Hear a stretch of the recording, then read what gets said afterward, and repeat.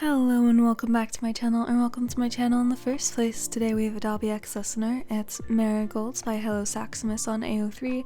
The link will be in the description along with the summary and content or trigger warnings. So yeah, go check them out, go give them likes, kudos, and all of those things, and let's go ahead and get into it. All your life, you'd imagine that when you finally fell in love, truly, wholeheartedly, utterly in love, you would fall head first.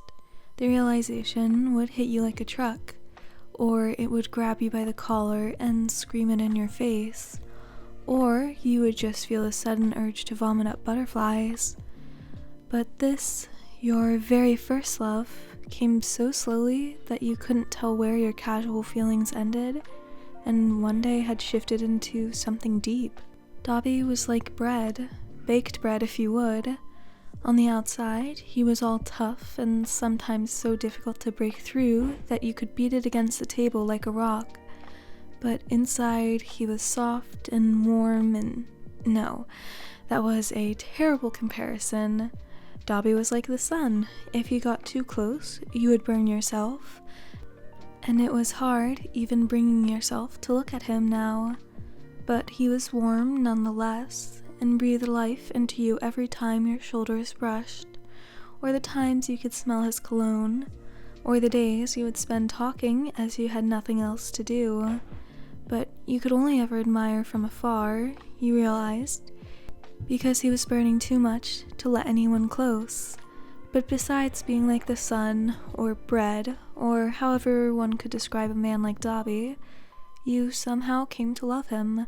Of all people on that cursed earth. It really didn't help, though, that you came to the realization of your inner feelings just as you were sitting next to him at the bar. Dabi had laughed, and genuinely too, and your first thought upon seeing his smile was, "I love you," and your heart felt all light and invincible until you processed what your brain had just told you. So now you were blushing and hiding yourself in your drink while you made up a list of excuses to leave before he noticed. But he did notice, and he leaned against the bar as he said, "What's up with you? You're red as hell." Your hand tightened around your glass as you blinked up at him. "I'm gonna go to bed." He checks his phone. It's 6 in the afternoon, and I'm exhausted from stuff today, so I'm just gonna... You slid off the bar stool and tried not to combust when your knee brushed against his leg. You could feel his eyes on the back of your neck as you sped away back to your room. You then proceeded to throw yourself on the bed, and somehow you managed to worry so much about your newfound revelation that you actually did end up falling asleep. It only got worse from there. Every time you would see him, you would feel the air leave your lungs.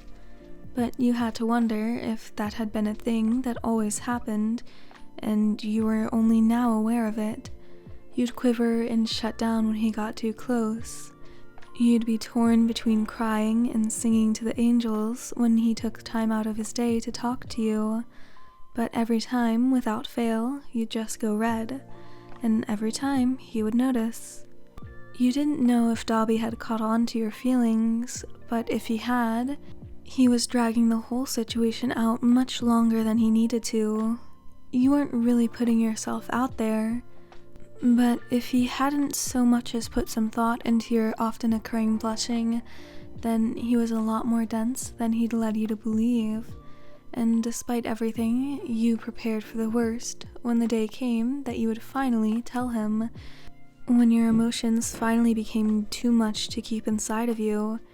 If he rejected you, there was always the option of leaving the league and working at Mickey D's, so you weren't too concerned.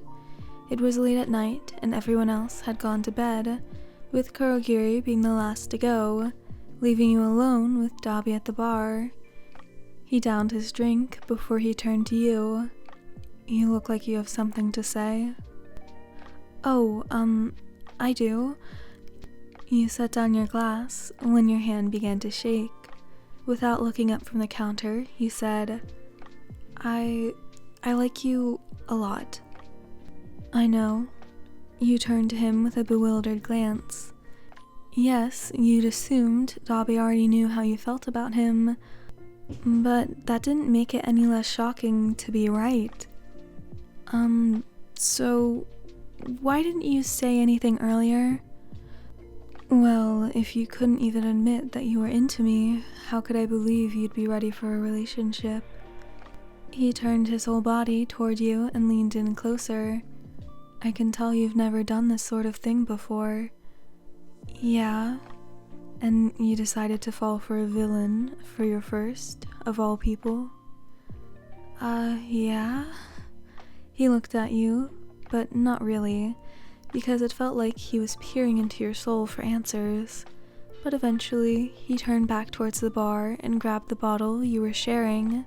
He chose to drink straight from it instead of pouring some out. I'm too drunk for this conversation. Hit me up when I'm sober. You blinked. So that's it? That's what? He blinked back at you, the bottle nearly to his lips. You're not gonna say anything else? He drank. Well, you like me, even though you probably shouldn't, and I'm more than a little into you, so I think that should be it. He slid down off the stool, taking his bottle with him.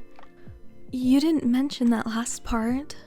He placed a soft kiss to your cheek, and you immediately felt your face flare up as he set off towards his room.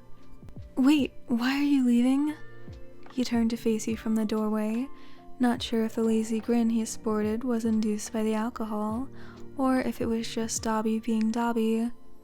I think we're both a little too tipsy for this, so we can do some talking in the morning. Have a good night, sweetheart. And then you were alone, craving more, but knowing not to go after him, and being thankful that Dabi was a decent enough person to know when the time was right to take you up on your pursuit of him. You went to bed happy, and a little more than tipsy. You made sure to throw away that job application for Mickey D's before you passed out. Alright, so that's the end of this one. I hope you enjoyed. I just want to say, yes, there are mentions of alcohol. The reader is aged up, so it is legal. I do not condone underage drinking, and I'm sure the author doesn't either. Anyways, music link, fanfic link, Discord link, and thumbnail art link will all be in the description, so go check those out. I hope you have a great rest of your day, night, whatever, and I hope to see you in the next one. Goodbye!